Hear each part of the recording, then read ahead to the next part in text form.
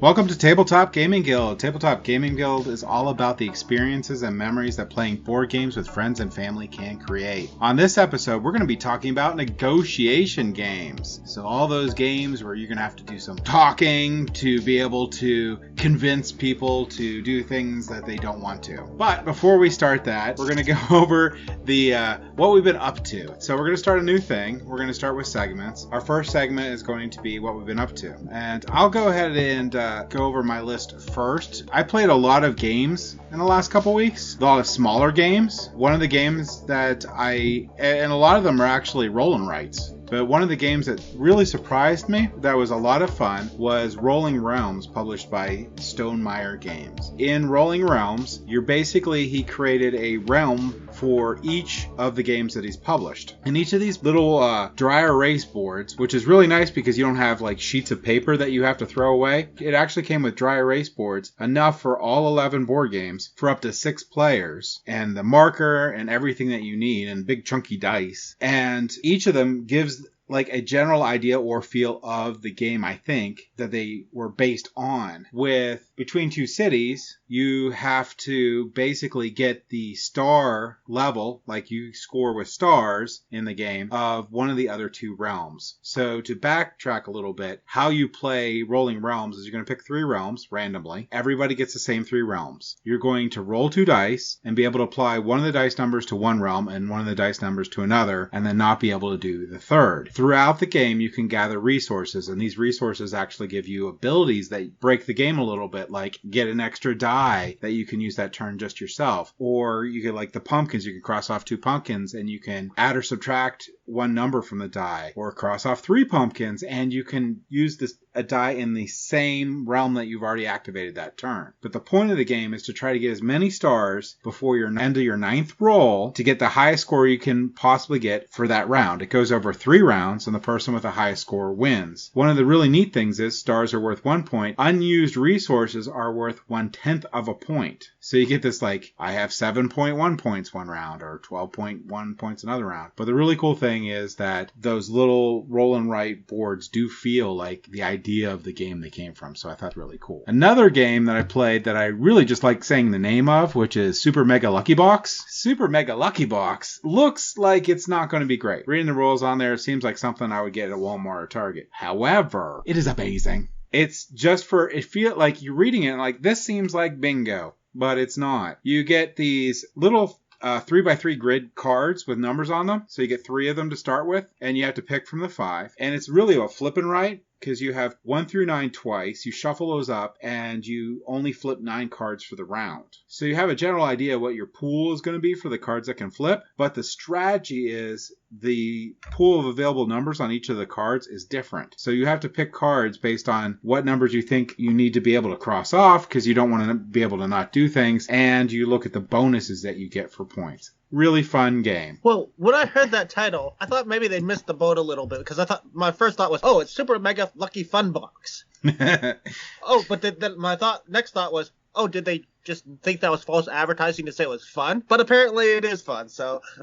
Yeah, it's a pretty darn good game. Another game that was, when I read the rule book, I was like, but was a lot of fun, was the game Dice Miner. So in the game Dice Miner, you're going to play over 3 rounds and you're drafting these dice. And what you're doing is you're trying to get one of the 3 different types to score, which is going to be white dice, yellow dice, or the black dice. The white dice, if they're sequential starting from 1, you'll score the pips on them. The yellow dice, you just get the gems on them. And the black dice are negative points, either dragons or cave-ins. So whatever, you're going to be drafting those and you get your points. But what makes the game is the special die faces and dice. There's magic dice. There is green dice that gives you shields and pickaxes. If you get a shield, it turns all those negative black dice into positive dice. So shield dragon dice become positive. The pickaxe boulders become positive. The magic dice, before you score at the end of the round, you can, for every magic symbol you have on there, you can re-roll that many dice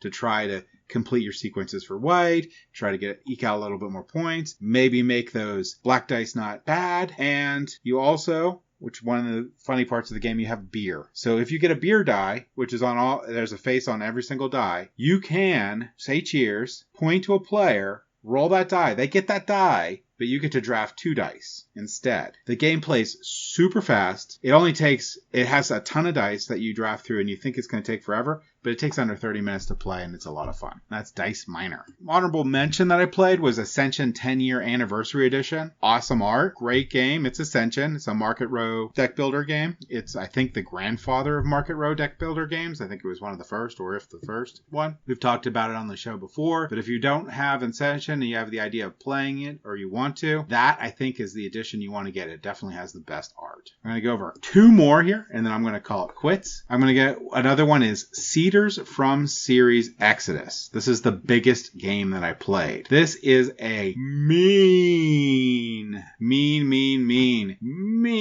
game, and I like it. It is a cutthroat negotiation style game. There is just so much strategy in it and so much nuance in it. I can see where people may not like it. I like it because of that. I like it like I like Agricola.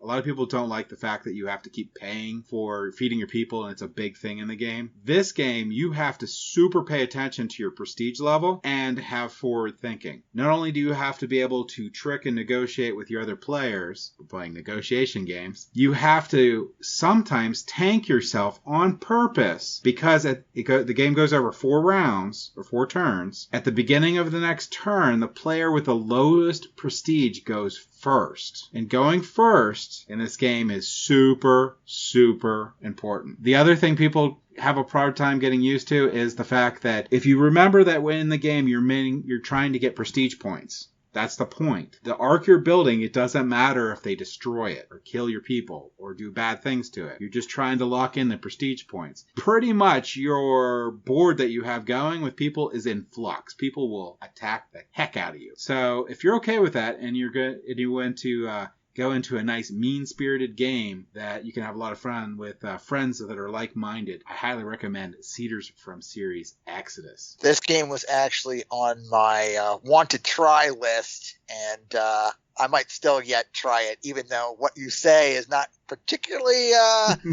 pleasant sounding to me. Like, I'm not sure if I'm up for a cutthroat negotiation style game, but I'll try it once. Yeah, well, the cool thing about this game, and what I think actually pushes it a little bit over and makes it nice, is the negotiation actually isn't in the game itself. It's just a byproduct of it. Like, you don't have to negotiate. You place your negotiation tokens down in turn order where you want to place them. Negotiation is encouraged because the one who has the most influence on a card at the end of that round, going into the next phase, gets that card. So there's a lot of nasty things people can do. So the negotiation portion is going to be in like, hey, I'll leave you alone if you just let me have this card, sort of thing. So you don't have to negotiate in the game. You can just play it and just go to win. But yeah. Yeah, this whole time I've been kind of distracted because I was trying to think. Because it seems like the idea of like games that contain a bunch of mini games was kind of experimented on a couple of years ago and kind of died off. And then it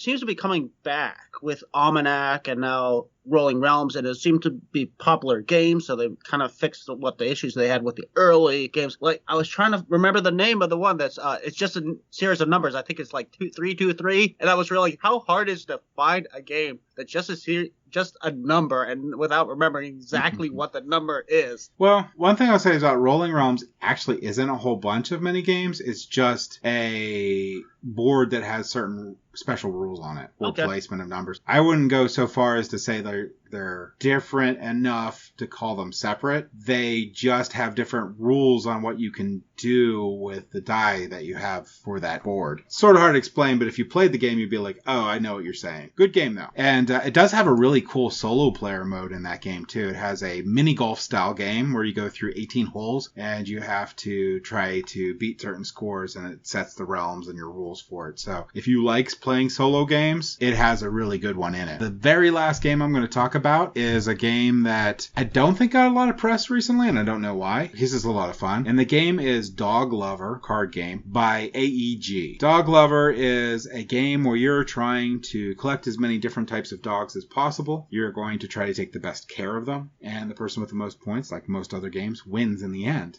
However, there's a whole bunch of things you need to consider in this game. Like if you don't feed your dogs by the end of the game, you lose points. You can get dogs from the shelter, which are worth the most points, but some of them have a lot of food that they need. You can use trainer cards and teach your dog new tricks, and then you could use those also to buy new tricks. Now, tricks in the game, like sit and are what you use to get cards, and you get a lot of them. It's a 3x3 grid, which seems to be like the thing for all the games I've been playing, all 3x3 grids, but whatever. And it'll have a polynomial shape on it. The first one you get is just a rectangle of 3 spaces. So when you place that down, which you can rotate it, you get 3 cards. The caveat is there's a guard dog that rotates around it's on the grid, and you can't take more than 1 card from the row that the guard dog's protecting. And when you place down your thing to get your 3 cards, it marks on that trick where the guard dog moves to. You can use those trainer cards to get better tricks, which give you like 4 or 5 cards. And it's just amazing like how much fun it is on your turn to take all these cards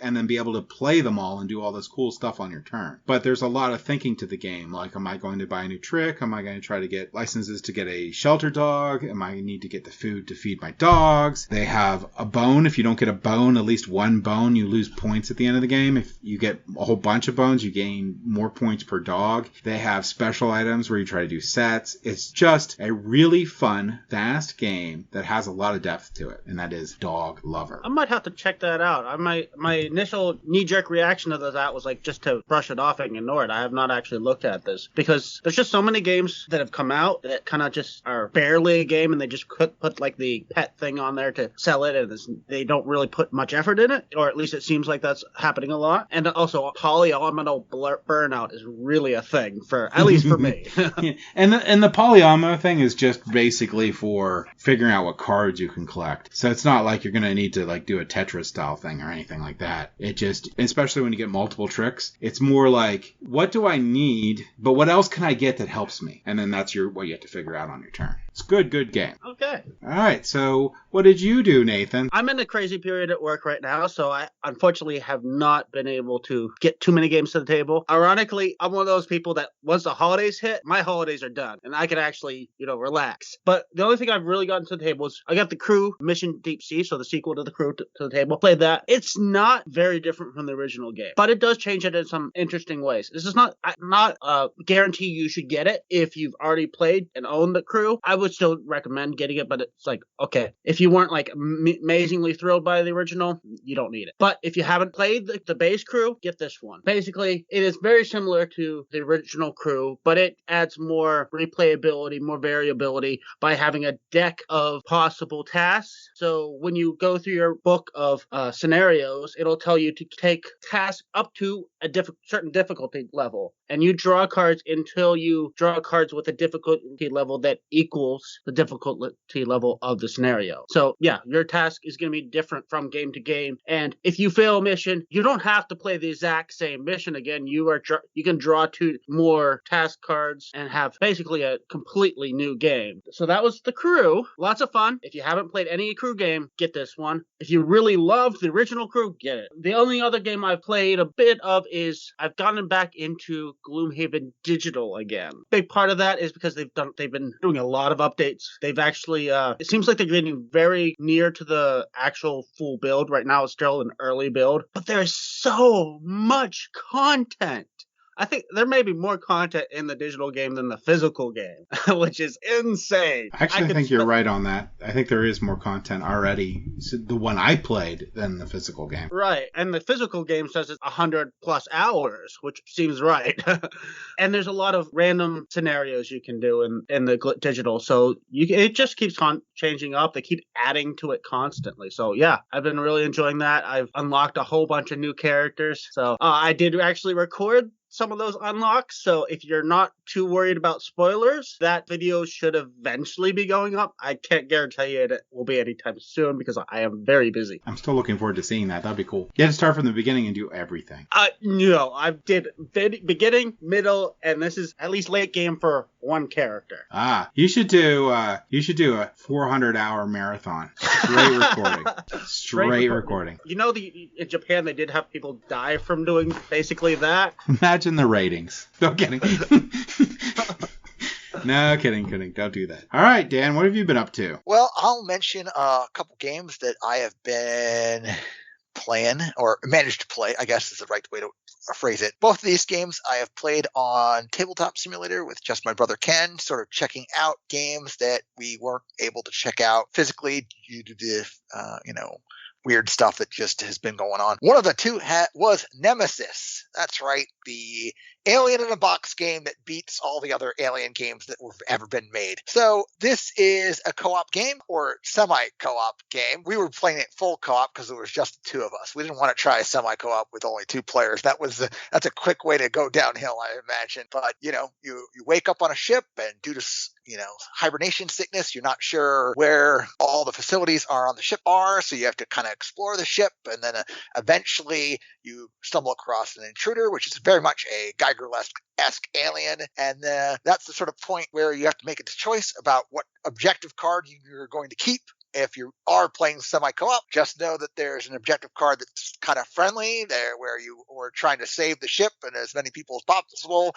And there's another objective card that sort of like represents what the corporation wants you to do, which usually involves like making sure that you bring back some evidence of the alien infestation. That game looks amazing. I am very jealous. I so want to play that game. Dan, did you customize the Nemesis? So the Tabletop Simulator mod does have like 3 different versions of the alien invaders that you can play against.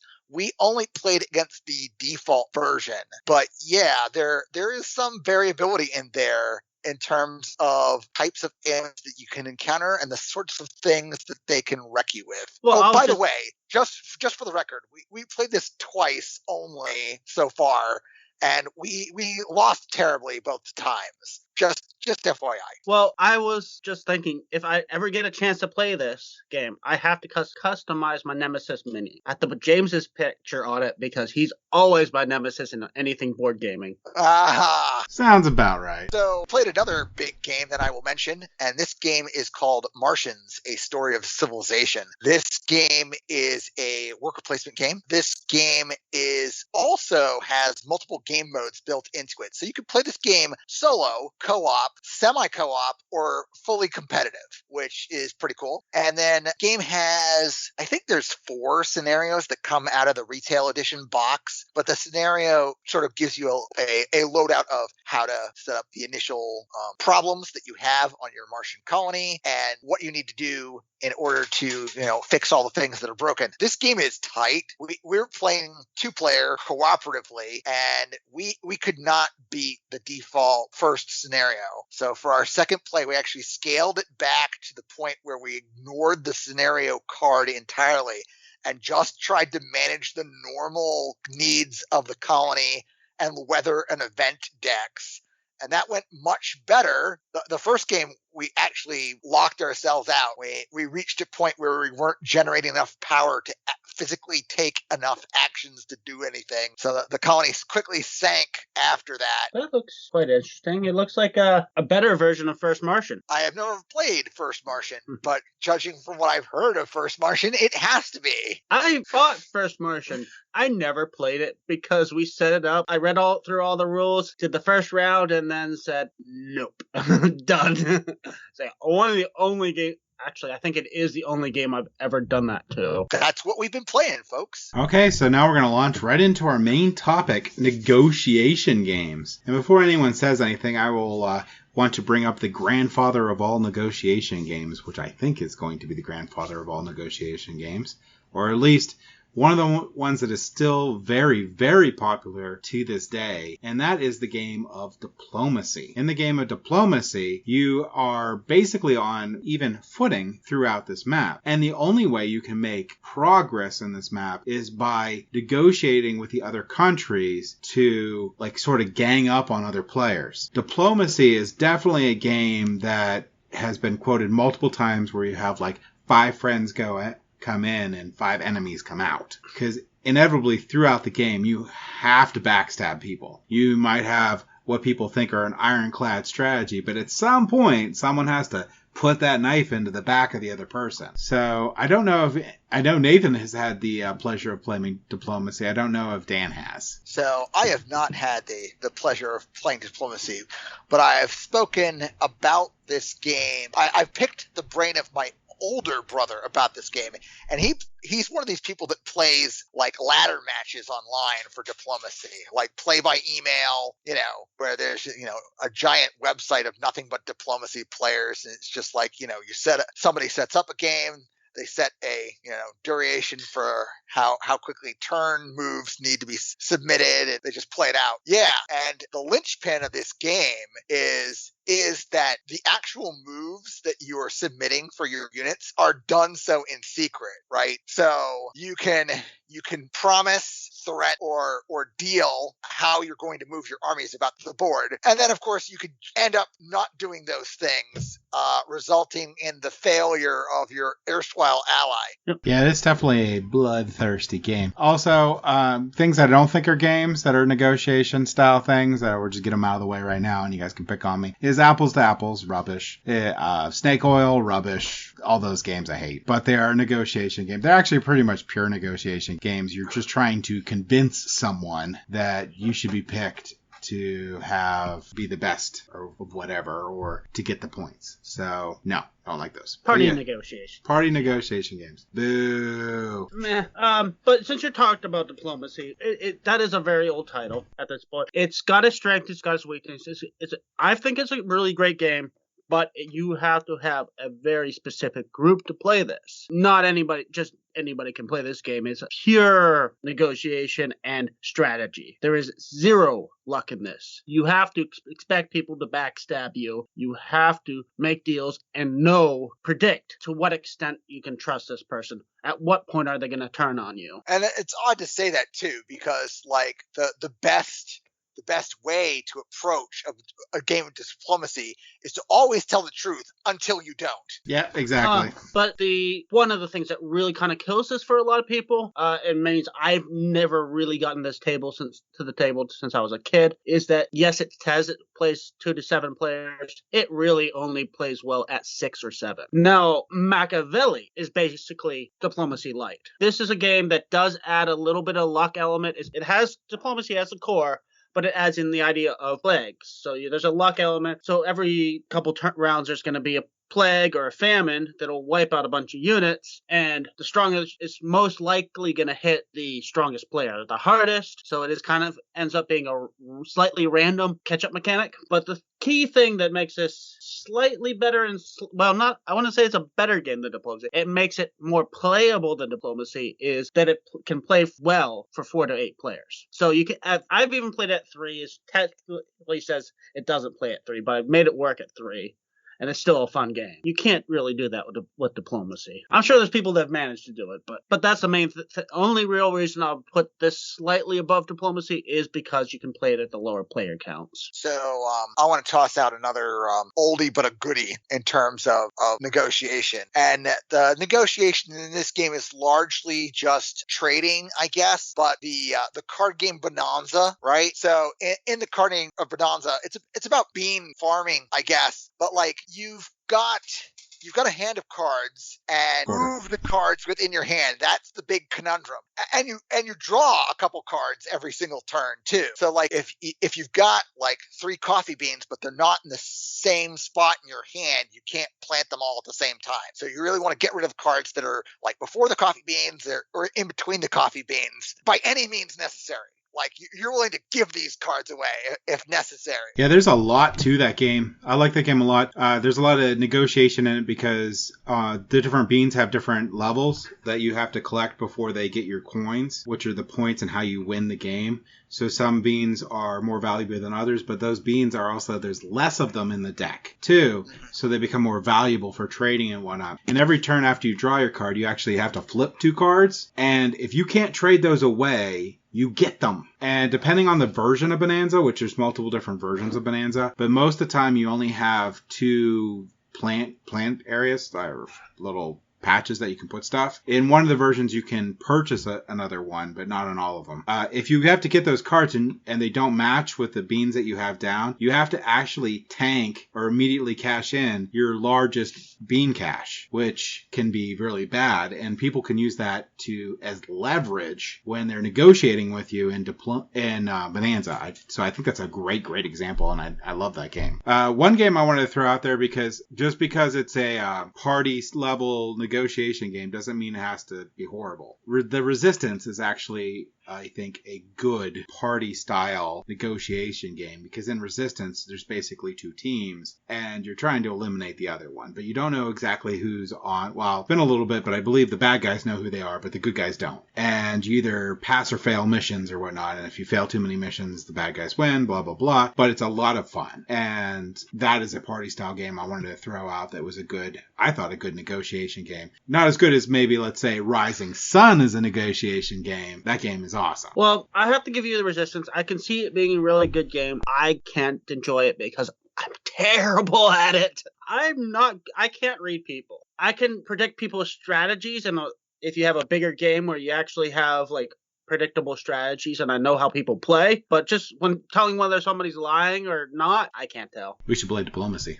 No, I could do well in that, because that's predicting. I can predict your strategy. I can say, this is your best action. How likely are you going to take your best action? That is true. Or try to trick me. I am not necessarily reading you. I'm reading your play style. But anyways. I wanted, while we're still relatively close to the topic of Bonanza at least, I wanted to touch briefly on trading as a mechanism and its relationship to negotiation.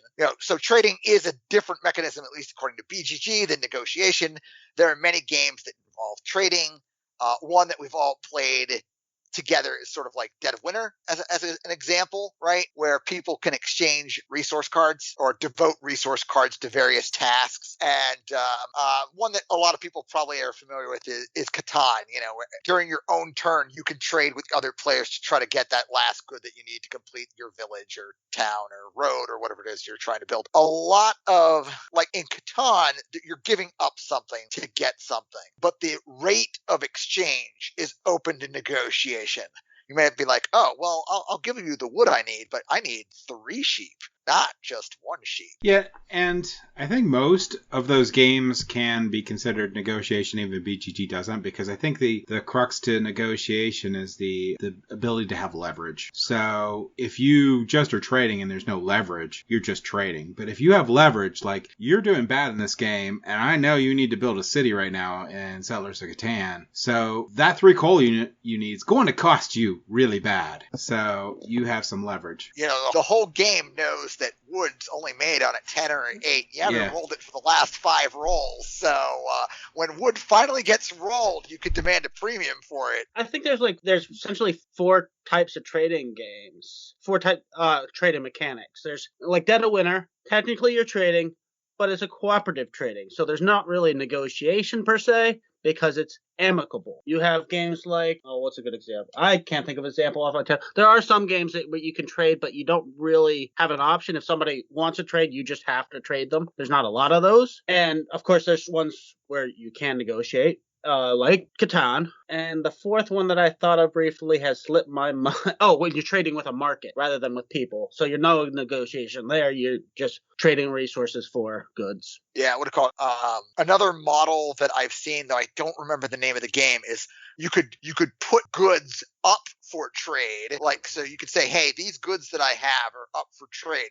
But you can't control who grabs them from you, like in a multiplayer situation. Yeah. I am going to argue a little bit with you for games that, and I'm going to lump them all together. So Dead of Winter, Battlestar Galactica, Shadows over Camelot, all have a negotiation portion in them that isn't necessarily resource trading or giving of resources or whatnot. There's a big negotiation portion in all those games, as in negotiating about who's the trader, dealing with that as an aspect of the game. That portion is pure negotiation. You're working towards either convincing your other players that you're not the traitor, or you're trying to convince other people that person's the traitor, and vice versa. I don't know if that'd be considered negotiation. That's collective discussion and deduction. And obviously, the negotiation part is trying to get other people to side with you. It does imply an exchange. Yeah, what I call it. I am going to call this negotiation. Like, if you've got a situation where there's a potential for a hidden traitor, right? I think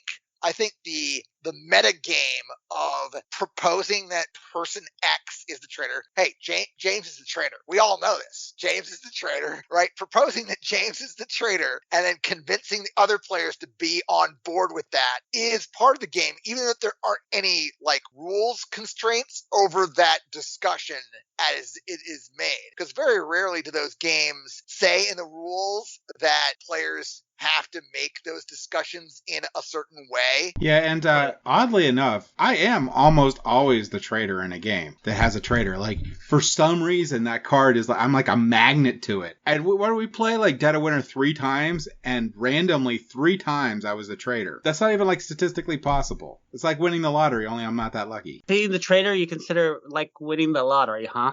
No, 3 times in a row with a full player count game. Because but it implies something you won. You want to be the traitor, right? No, it's a reverse lottery. But, I mean, like, in Dead of Winter, you have 2 times the number of players of good cards and 1 traitor card. Yep. What the heck? What the heck? And the fact is that they're all like, he's the traitor. Yeah, apparently. And I kind of agree with your assessment earlier. If you look at a pure co-op that involves trading, like, I don't know, Pandemic's another one, right? You can move cards around between players. That game includes trading because there's a mechanic that allows players to move around cards between their hands to try to get those cures down, right? So there is a trading mechanic, but it's not really trading because like you said, it's good. The trade, if it happens, benefits the entire group.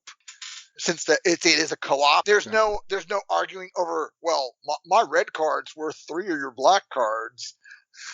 But there is negotiation on trying to like convince people what they want to do on their turn. That happens a lot in Pandemic. So but there's a distinction between persuasion and negotiation. Negotiation implies there is an exchange of unequal goods. Well, you don't have any leverage in Pandemic, and which is why I brought trading up as a mechanism in relationship to negotiation. Because a lot of games that use trading as like a core mechanism, or even just a piece of the game, there's a bunch of different goods, and the different goods can be valued by different players to different amounts, sometimes at different times throughout the game. Getting maybe back away from trading a little bit into more like a modern, pure negotiation portion of a game. Now, this isn't the entire part of the game, but it is a very important part of the game, Rising Sun, designed by Eric M. Lang. Ah, darn it. He squeezed one in there. Mic drop. So, now Rising Sun's just going to be dudes on the map game, where it's an area control-ish style game where you're trying to gain the most points by doing things and controlling areas. But a portion of the game is that you get to share actions with another player. So it works, think of like Eminent Domain or Roll for the Galaxy, where you pick Eminent Domain specifically, where you pick a role and then other people can get the lesser ability from it. Well, in Rising Sun, one other person's going to get the lesser ability for it, and that's the person you paired with for that round. So there's a pure negotiation portion in the beginning of every round of that game, where you're negotiating with other players and you can give them resources, you can do stuff. You're not really trading to pair with you, to team up, to get these benefits. I do like how they included in that game. It's an important but relatively small portion of the game, to the degree that if you're not into negotiation, you can just kind of whip through it and just, okay, 30 seconds is over. You haven't really lost much of the game. If you're really into negotiation, you could spend half an hour on negotiation if you wanted to, because it's even though it is a small portion of the game, it is significant enough that it does have an impact. So why not? We'll talk about Cosmic Encounter. I have not really talked about this game nearly enough. I mean, if you watch our listen to our podcast in the past, early episodes, I was always talking about this game. I've kind of died off on it. It's not because I've lost interest in this game. I still love this game. But Cosmic Encounter, again, if you've never heard of this game, why haven't you been listening to our show? But if you haven't heard of it, it's basically insane, broken player powers that are all so broken that they balance out somehow. And the core of the game, though, is each player has 5 planets and ships on their planets, and they're sending their ships out to invade other people's planets, and they have to capture a certain number of planets to win the game. But every time you have to attack, you can ask people to join you and strengthen your attack, or the defender can ask them to join them, so you're negotiating basically for support. You can offer things, but there's an inherent benefit to them already in that if they join in the attack, they get to also be in that planet, so basically a victory point. They join in the defense, I believe they get cards or something, I can't remember. So again, the negotiation can be as big as as little as you want it to be, which is cool. And then you're just playing cards to determine the strength of your attack. I'm going to defend Cosmic Encounter, which is sad. But Cosmic Encounter, with the higher player counts, becomes closer and closer to a pure negotiation game. The reason why I say that is because there's a very giant disparity in some of the powers of the aliens.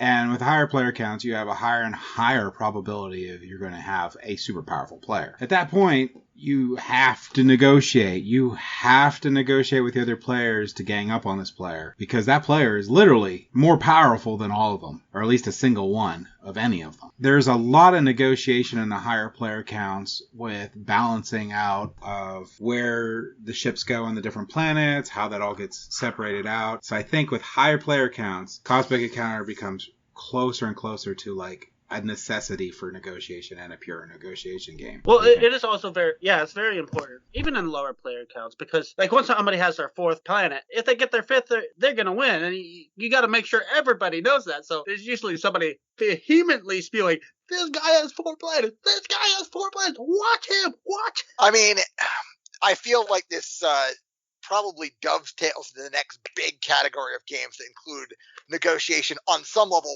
whether or not it's intrinsically in the design or not. And that's like any like area control, dudes on a map style game, or really any game where the players can directly affect each other's board states, right?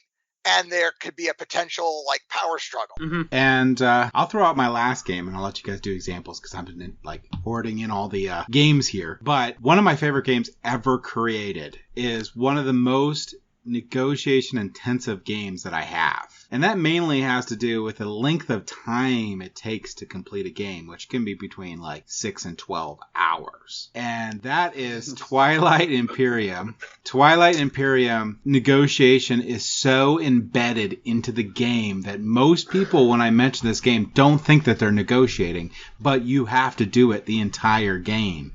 You are literally glued to what other people are doing on their turn. You are always trying to talk through and prevent people from doing certain things or watching what their movement is. And that's what I think is the most beautiful thing about this game, where you can play a 6 to 12 hour game and it feels like an hour. Like, where'd the sun go? Sort of type of game. Yeah, this one was on my short list, so if you weren't going to mention it, I was going to mention it. I mean, there's lots of there's lots of points in which players can interact in that game, starting with the roll draft, right? And then there's a negotiation phase where people have to talk about the laws that are going to be passed. You could be like, hey man, hit me up with that trade action. I'll get you back soon, right? Where and that's just flipping over tokens so that you have a couple extra points to spend to like build ships or to vote for things, I think is the other way you can spend them. Yeah, and then you can also trade goods too. You can collect good tokens. You can basically trade whatever commodity that you can pick up in the game of some sort. And I think it has binding and non-binding. Binding is like immediate, non-binding is I think in the future. I can't remember. It might be been a year since we played. So it's like an annual game for me, like a big game that annual plays. But yeah. And then that's not even getting into the politics that can happen about the creation, position, and deployment of your massive fleets. Yeah, like stay out of Mechatol Rex for a turn. Just don't worry about it. Don't worry about it. Just stay out of the turn. Don't worry. Or you're like, hey, I'm just moving this battleship over here. Don't worry about it. It's okay. I'm just passing through. Don't worry about it. I'm just going over to the other spot. I just need to have it over there. It's not going to beeline towards you, and then it beelines towards you. So another type of negotiation game that I don't really find great personally, but a lot of people like is kind of the concealed auction style negotiation, such as Dreadful Circus is the new one, and there's games like Sheriff of Nottingham, very popular game. I didn't like too much, but it's basically the idea of you're concealing something in a bag, whether it's in Sheriff of Nottingham, it's goods you want to keep, and then you're kind of bribing the person to keep those bags. In Penny Dreadful, you're actually concealing your bid for a card, and they can only look at one bid at a time. Once they pass on a bid, they can't look at it again. So if they pass on a really good bid and the next bid is awful, they may end up taking the awful bid because they can't go back. Yeah, I don't like either of those games. Sheriff of Nottingham, the way I win that game is I just don't lie. Like, yeah. I literally say, like, there's 4 apples in there. But I act super suspicious. I'll be like, there's 4 apples in there, really. But, this 3 coins might help you decide to do that. Yep. So I want them to pop it because I get more points. But again, those are games that play very strongly into my weakness of not being able to read people. You'll be like, that sounds fine. I'm like, no, it's not fine. I'm obviously pretending to lie. But I'm reverse lying. You're lying about lying. The only game that includes trading that's really more on the negotiation side of the spectrum, I think, was Archipelago. Archipelago is like this almost 4X style. You're like discovering this, chain of islands, and there's resources, and you have to manage unrest, and there's 6 different resources in the game, and there's these crises that you have to deal with collectively as a group. So that's always fun when the player who has to go first during to resolve the crisis, spends resources that sort of the game has in common to do as much as they can, and then everyone else is like, okay, who's going to pick up the rest of the tab? Who's going to pick up the rest of the tab? Oh, nobody's going to pick up the rest of the tab, and then the game sinks into oblivion. And then that game also, if you're playing it with 3 or more players, there's the possibility that someone at the table is the separatist, which, if enough unrest accumulates, then the islands revolt against their European oppressors, at which point the separatist wins alone, just auto wins. So yeah,